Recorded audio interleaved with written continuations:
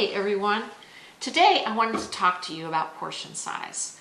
Now, portion size is very important to try to stay on track with your diabetes and try to keep your blood sugar where you want it to be. So the very first thing let's talk about is plate size. Okay, this is a salad plate that came with my dish set. It's about 8¼ inches across, and this actually would be a good size plate to help you stay on track with your portions. This is the dinner plate that came with my dishes, and this is about 11 inches across. So to stay on track, this would be too big of a plate to divide correctly for your portions. Probably ought to just throw them away, right? All right. So the appropriate size plate is a 9-inch plate. This happens to be a plate left over from Christmas. And what I've done is taken a marker and divided it into the sections that will help you stay on track.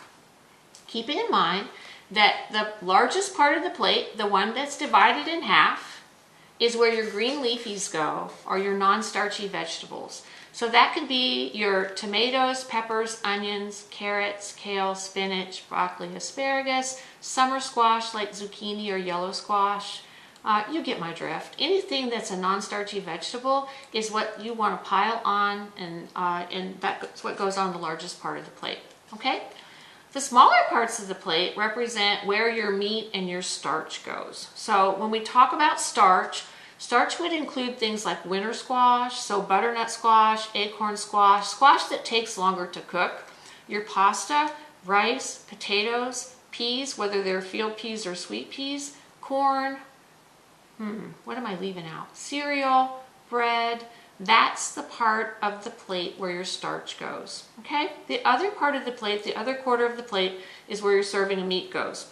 Keeping in mind that the serving of meat should be about 3 ounces and should fit on that part of the plate. Okay? So we got our plates worked out. So now what we want to figure out is how can we approximate the portion size without carrying these or a scale all over with us. Okay?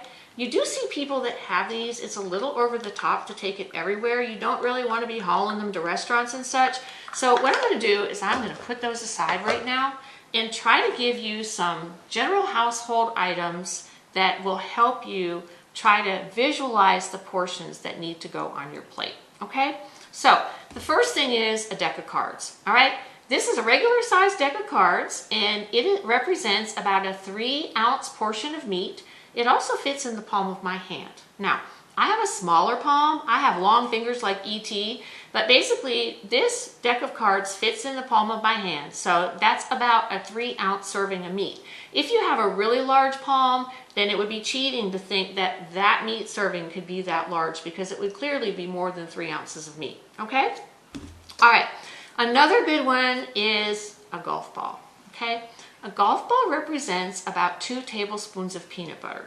When you look at the food label on peanut butter, it talks about a serving size being 2 tablespoons. So instead of trying to scrape peanut butter out of a measuring cup where you've measured it or a measuring spoon, it's just easier to visualize that a golf ball is about the size of 2 tablespoons of peanut butter. Okay? All right. Another good one is this block of wood. This block of wood is about 1 inch, and it represents 1 ounce of cheese. The cheese label says that 1 ounce of cheese is a serving size. So when you think about this as well, it's about the same size as 4 dice. So rolling the dice, about 4 dice is the size of 1 ounce of cheese, or the size of this 1-inch block of cheese. So let's think about the last time you went to a party and you hung out by the cheese and cracker table. If you had more than 4 dice worth of cheese, you had more than 1 ounce of cheese, didn't you? All right, so just something to kind of ruin your next party, right? Just kidding, but just kind of to try to keep you on track. All right, the next thing then, when I think about the starchy part of the plate and either putting rice or pasta on there, I think about carbs. So an egg is about the size of 1/3 cup of rice or 1/3 cup of pasta, okay? 1/3 cup of rice or pasta is about 15 grams of carbohydrates. So that is what should fit on that little quarter of your plate right there. All right? By the same token, this tennis ball is about 1 cup of rice or 1 cup of pasta. So it represents about 45 grams of pasta. Okay?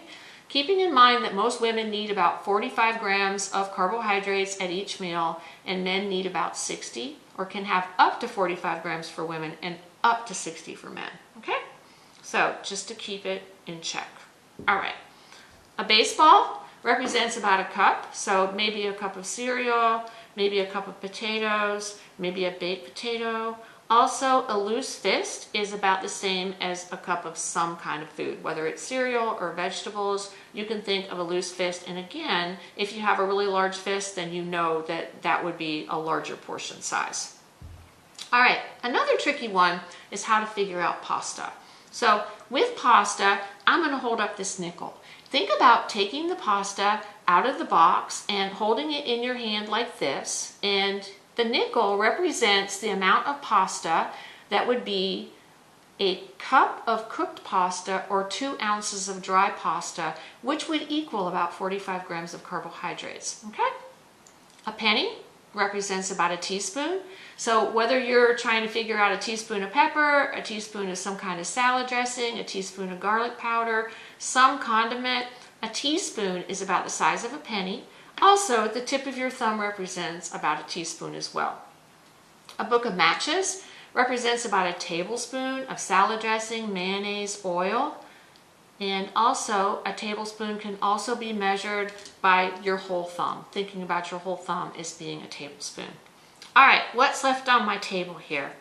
Slice of bread, about 15 grams of carbs. Notice this is wheat bread, which is better for you, wheat whole grain, because it has more fiber. But generally speaking, about the size of a CD case, okay? All right. Some other helpful hints: a half of a cup is about the size of the end of a light bulb. And I want to say that that is all I have in my bag of tricks today. What I do want to say is that if I can ever be of any help to you, if you need to have a question answered, and I will try to answer it, or I will try to refer you to somebody who can answer it, please don't hesitate to email me. My email address is healthed@betterhealthcc.org. I'll try to answer your questions, or like I said, if I can't answer them, I'll try to find somebody who can. And I hope I hear from you. Until next time, take care. Bye.